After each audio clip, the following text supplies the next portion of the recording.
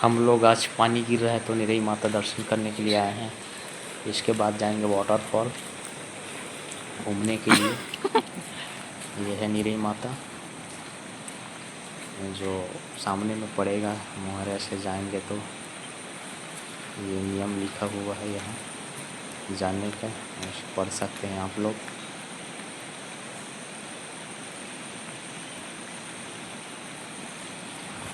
पीछे है वो ठाकुर देव है।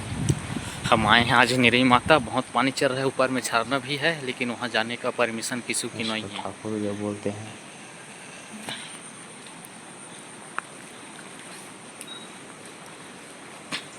ये मंच बनाया हुआ है, यहाँ निरई माँ का पालो बनता है, वह स्थान है ये। और सामने जो बनाया है पूजा करने का स्थान, और उधर नाला बह रहा है जिसे निरई नाला के नाम से जानते हैं उसको।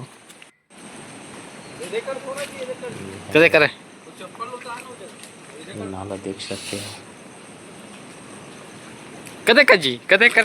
अभी पानी चल रहा है ना, बहुत ज़्यादा। ऊपर में झरना है, लेकिन वहाँ जाने का परमिशन किसी को नहीं है, वहाँ नहीं जा सकते। केवल यात्रा के दिन ही जा सकते हैं वहाँ। ये है निरई माता जो यहाँ पूजा करने के लिए बनाया गया है। ये देख सकते हो आप लोग।